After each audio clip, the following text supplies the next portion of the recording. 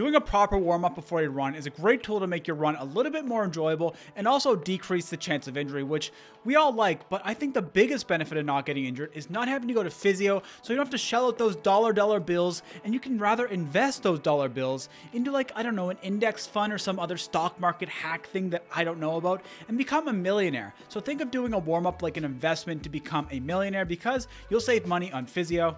I don't really know what I'm talking about when it comes to the stock market, but what I do know what I'm talking about is I'm going to share with you today the warm-up that I do before every single run, and also share a couple of things that you should avoid when you're doing your own warm-ups. Now, keep in mind that this warm-up routine is one that works for me, and it might not necessarily work for you, but it will give you an idea of what you should focus on when you're doing your warm-ups. Let's get into it. Welcome back to the channel, folks. My name is Brendon. I'm a Halifax, Nova Scotia-based runner who has lost over 150 pounds through running and habit change, and I talk about that a lot here on the channel, so if you want to hear about running or weight loss stuff, make sure you hit the subscribe button right down below. I'd love to have you on the channel. Now, let's get into this warm-up. So why is doing a warm-up so important? And I'm not going to sit here and lie to your face and say that I know everything about doing a warm-up, because that is just not true. I'm a non-elite runner. I'm an engineer, so I barely know anything about a human body. I know a lot about computers, but that's about the size of it. But I have been running for about 6 years now. I've read a lot of stuff along the way, and I've been doing stuff through trial and error, so I found out some stuff that works. So very briefly, here's my understanding of what a warm-up does for you.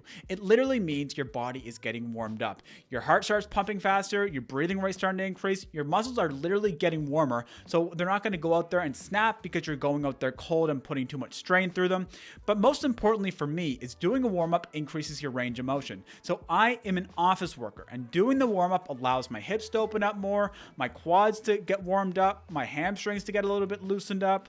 I literally sit in a chair for 8 to 10 hours a day, if not more, and my hips are extremely tight. So by doing a warm-up, it allows that range of motion to increase, it opens up my hips, and you know what? It just feels fantastic. And aside from the physiological benefits, there's also the psychological side of it, where when I do a warm-up, I'm just switched on and I'm ready to go out there and start my run and do it really well, but probably pretty slow, because right now I'm running really slow, and there's no reason to be ashamed about that. And there's one big mistake that a lot of people make when they're starting to do warm-ups and all this stuff is static stretching. So these warm-ups that we're going to go through are dynamic stretching, but static stretching is a big no, my friends. Do not do static stretching when you're doing your warm-up. It's like when you put an elastic band in the freezer and then pull it once you take it out of there, once it's been sitting there for a while, it will literally snap. Think of your muscles like an elastic band. If you're going out there when you're very cold, not warmed up, and you're putting strain through those muscles, the chance that they're going to tear or rip, or worse, I don't know, just completely snap off your body,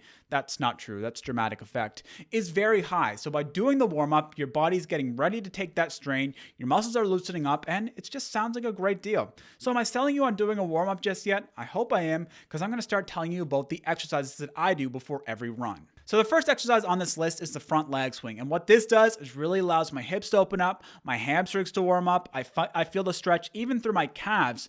It's just a great stretch at really allowing my range of motion and my hips to open up best of all. So what I do for this exercise is I try to find something to hold on to. If I'm going down to the park, I'll just hold on to my car, and I'll just hold on with my opposite hand and start swinging my leg, as you can see from this video. So do this like 10 to 12 times on either side of your legs. And I've really found this to be a great exercise at opening up my hips, getting my hamstrings ready to get exercise, and getting my calves ready to go to battle and all that stuff. Front leg swings, I highly recommend you check them out. They do work for me. And the next exercise on this list is the same idea, where I want to get my hips opened up a bit more, but I just try to get my legs swimming in a different axis. That's about it. So these are the side leg swings. Again, I try to find something to hold on to, and I just swing my legs back and forth, back and forth. So you'll see what I do here is I find something to hold on to, and I get my leg to swing out in front of me, back and forth.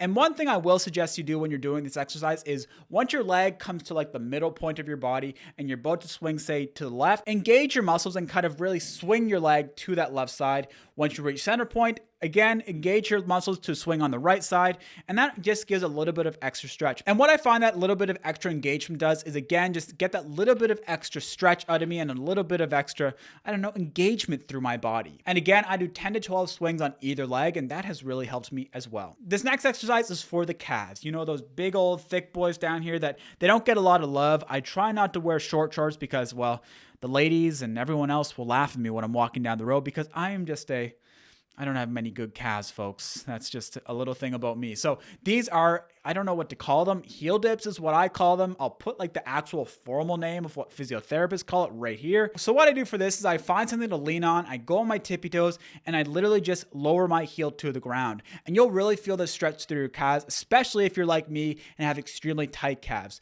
This is a great thing at warming up the calves and getting them pretty engaged. Now, I do 30 rounds of this, and a round is once both heels has hit the ground. So if you want to just simplify things, count to 60. Each time your heel hits the ground on either side, add 1 to the count, do 30 reps of this, and I found that to be very, very useful. And the next thing I do is for the big old booty. I want to feel good when I'm wearing my Lululemon shorts and all these tights in the winter. I want to be looking thick. So you know what I do is I do some squats before every single one of my runs. And again, know what this helps with? You're not going to believe it. Can you guess what this helps with? My favorite thing.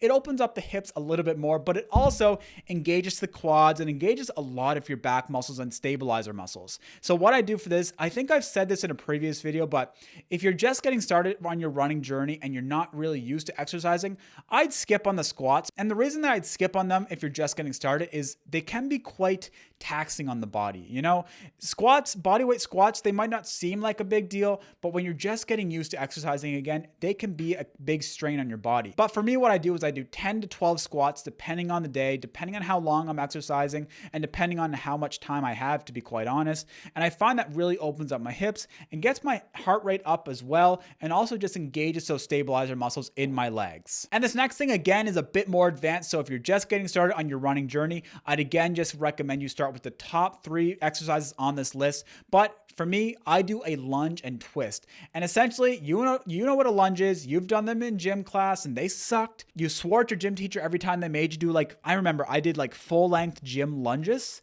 Actually, you know what the worst thing was? Is I used to play football and they'd make us do full field length lunges over and over and over as a punishment at the end of practice. But I've got over my PTSD for that, and now I've implemented lunges into my warm-up routine. The lunge and twist is what this is called. So you do a lunge, and then you reach to the opposite side of whatever leg you're doing, and that really gets your upper body engaged in this thing, starts loosening up your shoulders, your back, and all that different type of stuff. And the lunges, they just, you know what, again, get those stabilizer muscles ready and allow you to just and have a good amount of engagement in your muscles for when you're going out there for your runs. Now, those are just 5 simple movements that I do before literally every single run. But if I'm doing like a harder session or an interval session or a longer run even, I'll do a very easy 5 to 10 minute light jog just to get my body a little bit more ready and to get my heart rate a little bit more elevated before I get to the main session. That's something to consider as well once you're starting to add a bit more mileage and volume into your training. But for now, I think those 5 movements will be a great place to start with your warm-up journey. Now, I hope I highlighted the importance of these warm-ups and gave you some good ideas of what you can do for your own warm-up routines. Now, thank you so much for making it to the end of the video. If you did get some value out of this, I'd super appreciate it if you could hit the subscribe button, share this video with a friend that is a little bit, I don't know, slacking on their warm-up routine to make sure that they start implementing it into their running routine. Now, I did start a podcast, link to that in the description below. We talk all about running, weight loss, and habit change, and I'd love to have you listen over there as well on your runs. Now, thank you so much. I hope you're having a fantastic start to your running journey, fantastic start to 2022, and I will see you on the next one.